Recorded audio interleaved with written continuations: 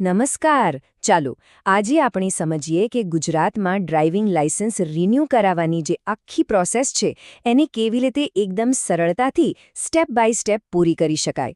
આખી વાત એકદમ સિમ્પલ છે. તો શું તમારું ડ્રાઇવિંગ લાયસન્સ એક્સપાયર થવાની તૈયારીમાં છે? જો જવાબ હા હોય તો બિલકુલ ચિંતા કરવાની જરૂર નથી. તમે એકદમ સાચી જગ્યાએ આવ્યા છો. સમયસર રિન્યૂ કરાવવું કેમ આટલું જરૂરી છે અને એની પ્રોસેસ શું છે એ બધું જ આપણે સ્ટેપ બાય સ્ટેપ સમજીશું. તો આપણે આખી વાતને 5 ભાગમાં જોઈશું. પહેલાં તો રિન્યૂ કરાવવાનો સાચો સમય કયો છે, પછી કયા ડોક્યુમેન્ટ્સ અને કેટલી ફી લાગશે, એ પછી ઓનલાઈન પ્રોસેસ કેવી રીતે કરવી, એપ્લાય કર્યા પછી શું થાય છે અને છેલ્લે કેટલીક ખાસ વાતો જે યાદ રાખવી જરૂરી છે. તો ચાલો શરૂ કરીએ આપણા પહેલા અને સૌથી અગત્યના સવાલથી કે ભાઈ લાયસન્સ રિન્યૂ કરાવવા માટે અરજી ક્યારે કરવી જોઈએ અને જો ટાઈમ ચૂકી જવાય તો શું થાય? જો આ ટાઈમલાઈન સમજવી ખરેખર બહુ જ જરૂરી છે. આમ તો લાયસન્સ એક્સપાયર થાય એના 1 વર્ષ પહેલાંથી તમે ગમે ત્યારે અપ્લાય કરી શકો છો, પણ સૌથી બેસ્ટ ટાઈમ કયો? એક્સપાયરી ડેટના બરાબર 30 દિવસ પહેલાં.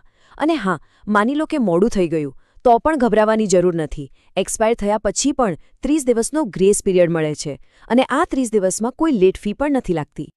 પણ એક વાતનું ખાસ ધ્યાન રાખજો.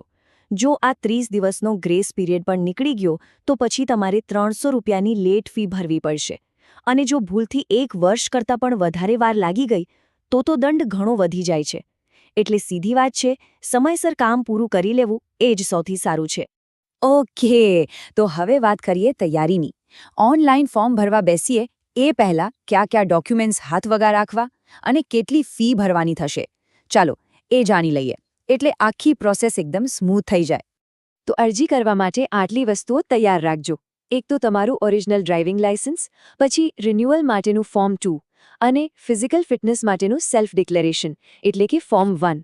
આ સિવાય એડ્રેસ પ્રૂફ અને પાસપોર્ટ સાઇઝના ફોટા. અને હા, આ બધા ફોર્મ્સ તમને પરિવહન વેબસાઇટ પરથી આરામથી મળી જશે.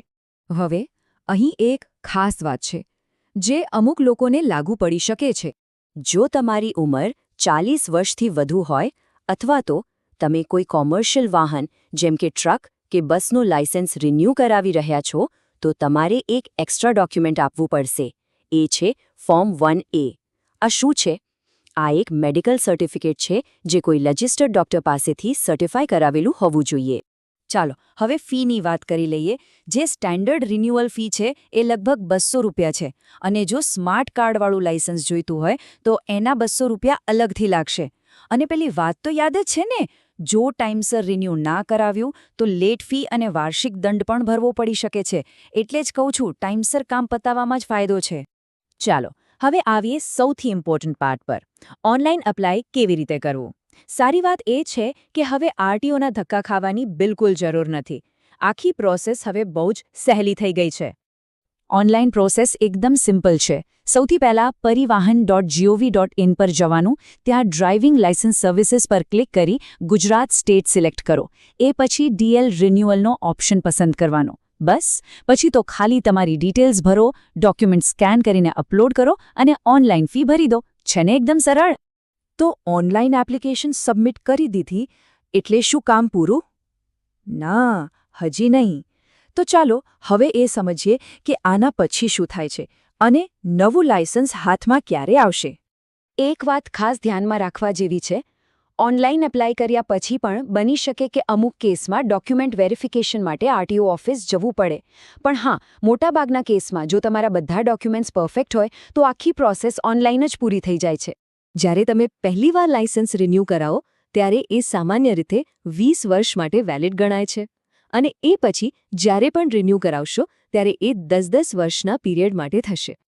અને હવે છેલ્લે ચાલો કેટલીક એવી ખાસ વાતો પર નજર કરીએ જે આ આખી પ્રોસેસમાં બિલકુલ ભૂલવાની નથી. એપ્લાય કરતા પહેલાં આ ફાઇનલ ચેકલિસ્ટ એકવાર જોઈ લેજો. પાક્કું કરી લો કે લાયસન્સની એક્સપાયરી ડેટ ખબર છે, બધા ફોર્મ્સ ભરેલા છે, જરૂર હોય તો મેડિકલ સર્ટિફિકેટ તૈયાર છે અને એડ્રેસ પ્રૂફ પણ હાથમાં છે. આટલી નાની તૈયારીથી તમારું કામ એકદમ ફટાફટ અને સહેલાઈથી થઈ જશે. અને આ વાતને બિલકુલ હળવાશમાં ના લેતા.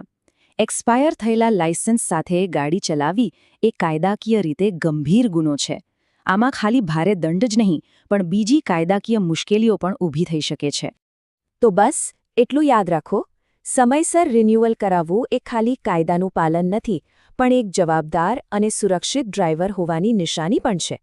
તો સુરક્ષિત રહો, નિયમો પાળો અને ટાઈમસર લાયસન્સ રિન્યૂ કરાવી લેજો.